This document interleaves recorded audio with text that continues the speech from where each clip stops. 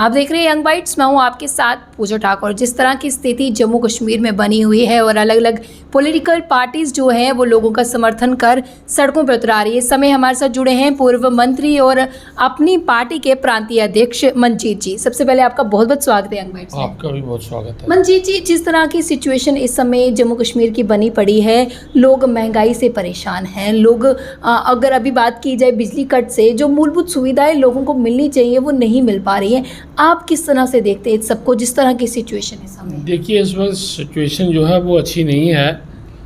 जो कॉमन आदमी है वो इस वक्त उसकी कंडीशन अच्छी नहीं है। एक तो महंगाई की बहुत मार है। बिल्कुल। डीजल, पेट्रोल, खाने पीने की चीज़ें, गैस सिलेंडर, ये लोगों की रीच से बाहर हो गए हैं। और डीजल पेट्रोल बढ़ने की वजह से गाड़ियों के जो किराए हैं वो बढ़ गए हैं। लोगों की आमदन नहीं बढ़ रही, अलबत्ता उनका खर्चा जो है वो बढ़ रहा है। उसके अलावा ये जो बिजली के कट चल रहे हैं, ये तो मैं समझता हूँ कि आज तक ऐसा कभी हमने देखा नहीं। अभी गर्मी शुरू हो रही है, अभी गर्मी को शुरू हुए 20-25 दिन ही हुए हैं, लेकिन इतने बिजली के कट चल रहे हैं कि लगभग 12-13 घंटे बिजली कट हो रही है। सिर्फ 5-7 घंटे ही बिजली आ रही है, और वो भी जो आ रही है वो बहुत ही लो वोल्टेज है, जिससे कि घर के जो रूटीन काम काज हैं वो नहीं हो पा रहे। इसको लेके जम्मू कश्मीर अपनी पार्टी ने कल चीफ इंजीनियर के ऑफिस के बाहर प्रोटेस्ट भी किया था, और हमने ये मांग की थी कि बिजली को रेगुलाइज किया जाए। जब आप लोगों को बिल दे रहे हो, हर महीने बिल आ रहे हैं बिजली के, लेकिन बिजली आप लोगों को दे नहीं रहे। इसी तरह महंगाई को लेके भी जम्मू कश्मीर अपनी पार्टी ने, हमारी वुमेन्स विंग ने पिछले दिनों यहाँ प्रोटेस्ट किया, और इस गवर्नमेंट को इस बात के लिए चेताया कि ये जो आप महंगाई बढ़ा रहे हैं इससे गरीब आदमी पिस रहा है। और बाकी बहुत सारी चीज़ें जैसे माइनिंग है, यहाँ ये रेत बजरी, इसकी लूट हो रही है। रेत बजरी जो है इतनी महंगी कर दी है, हर चीज़ महंगी हो गई है। सीमेंट देखो, सरिया देखो। अभी अगर लोगों की बात की जाए तो वो ज़्यादा पावर कट्स की परेशानी से जूझ रहे हैं। और इसमें अगर बात की जाए, जब पूछा जाता है आला अधिकारियों से या किसी भी अधिकारी से पूछा, तो उनका कहना रहता है कि स्मार्ट मीटर्स लग रहे हैं, इस वजह से जो है पावर कट जो है वो हो रहे हैं, क्योंकि इंस्टॉलेशन का काम चल रहा है। लेकिन मैं आपसे ये सवाल पूछना चाहूँगी, क्या स्मार्ट मीटर सर्दियों में नहीं लग सकते थे? क्या अभी गर्मियाँ जिस तरह से चल रही है, क्योंकि अभी ज़रूरी था ये चीज़ें, क्योंकि लोगों को हर साल इसकी परेशानी। तो मैडम जी आपको ये कहूँगा कि भैया स्मार्ट मीटर लगाओ, गंदे मीटर लगाओ, काले मीटर लगाओ, पीले मीटर लगाओ। हमको ये स्मार्ट मीटर नहीं चाहिए जो हमको बिजली नहीं दे रहे। ये तो डिपार्टमेंट का एक बहाना है। मैं नहीं समझता हूँ ये कोई जस्टिफाइड आर्गूमेंट है। कभी कहते हैं जी कोयले का कमी के कारण ये हो रहा है। जम्मू कश्मीर में तो बिजली पानी से तैयार होती है। यहाँ तो हम आधे हिंदुस्तान को बिजली दे रहे हैं, और जो बिजली हम उनको दे रहे हैं हमको मिल नहीं रही। तो ये कहीं ना कहीं जम्मू कश्मीर के लोगों के साथ मैं समझता हूँ कि पिछले 74 सालों से ही यहाँ हमारे साथ बेइंसाफ़ी हो रही है। पानी हमारा, दरिया हमारे, और उसकी बिजली जो तैयार हो रही है वो दूसरे लोगों को दी जा रही है, जबकि हमको जो हमारा अधिकार है उससे वंचित किया जा रहा है। हमको तो बिजली 24 आवर मिलनी चाहिए, फ्री मिलनी। क्या लगता है आपको ये सब कारण मैं ये मैं समझता हूँ कि जो लोग भी यहाँ हुक्मरान रहे हैं उनकी इच्छा शक्ति नहीं थी, उनमें पॉलिटिकल विल नहीं थी कि हम अपने लोगों की लड़ाई लड़ें। हम अपने लोगों के जो वसाइल हैं, जो हमारे साधन हैं, वो साधन हमारे लूटे जा रहे हैं, लेकिन किसी ने इसके लिए बात नहीं की। इसके लिए सिर्फ और सिर्फ जम्मू कश्मीर अपनी पार्टी बात कर रही है। हमारी जो कमिटमेंट है कि जब हमारी सरकार आएगी हम लोगों को 500 यूनिट बिजली फ्री देंगे, गर्मियों में जम्मू खित्ते में, सर्दियों में 300 यूनिट। इसी तरह कश्मीर वैली में सर्दियों में 500 यूनिट, गर्मियों में 300 यूनिट। ये हमारी कमिटमेंट है। क्यों? क्योंकि बिजली हम तैयार कर रहे हैं, बिजली हमारी रियासत में तैयार हो रही है, और हम लोगों को बिजली मिल ही नहीं रही, पैसे दे के भी नहीं मिल रही। लोगों को बिल तो स्मार्ट आ रहे हैं, स्मार्ट बिल आ रहे हैं लोगों को, लेकिन बिजली स्मार्ट नहीं लोगों को आ रही। उसके लिए ही कल हमने प्रदर्शन किया, और हमने चेतावनी दी सरकार को कि अगर नहीं करेंगे आने वाले दिनों में जम्मू कश्मीर अपनी पार्टी, चाहे सेक्रेटरीट का घेराव करना पड़े, चाहे हमें गवर्नर हाउस के बाहर प्रदर्शन करना पड़े, चाहे हमें सड़कों पे उतरना पड़े, जम्मू कश्मीर अपनी पार्टी लोगों को मुसीबत में पड़े नहीं रहने देगी।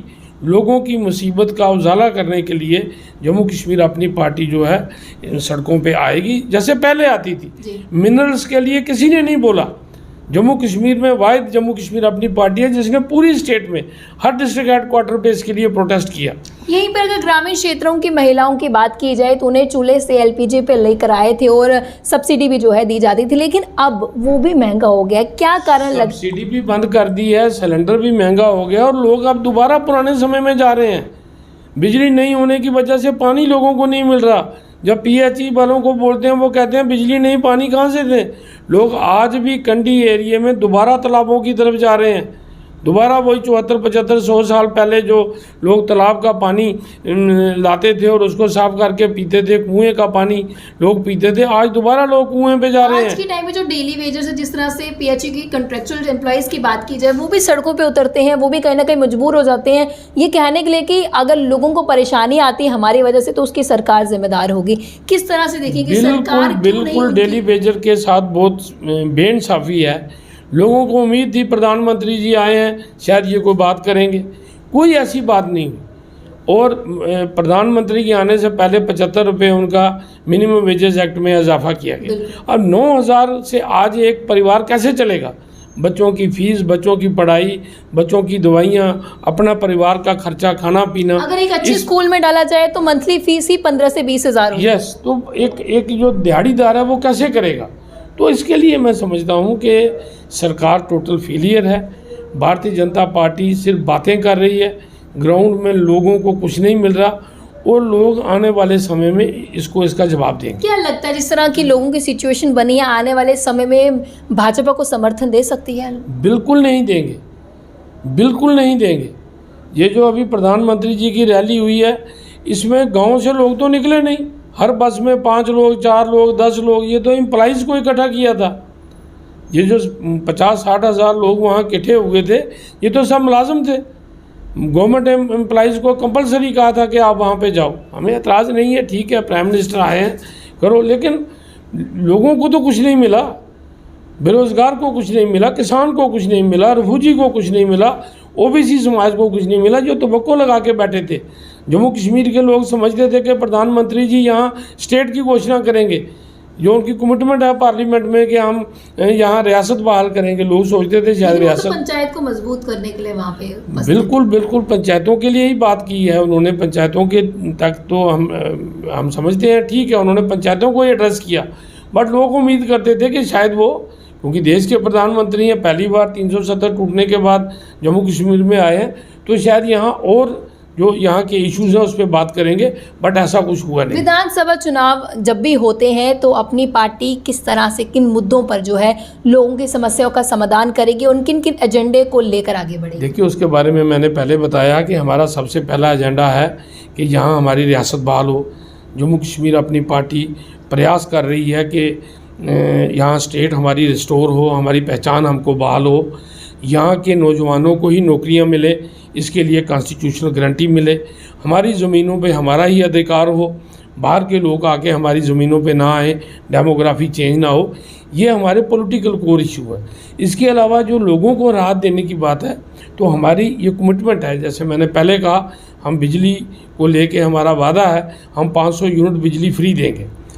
इसी तरीके से हमारा वादा है कि ये जो सिलेंडर जो लोगों को उज्ज्वला स्कीम में सरकार ने उस वक्त दिए कि जो गरीब आदमी है वो कम से कम चूल्हा उससे छूट जाए, लेकिन अब सिलेंडर की कीमत 1,000 रुपया हो गई है। गरीब आदमी, दिहाड़ीदार तो सिलेंडर खरीद नहीं सकता। हमारा ये वादा है, हम उनको साल में 4 सिलेंडर, जम्मू कश्मीर अपनी पार्टी की सरकार बनेगी तो जिन लोगों को उज्ज्वला स्कीम में सिलेंडर मिले हैं हम उनको साल में 4 सिलेंडर फ्री रिफिल करके देंगे।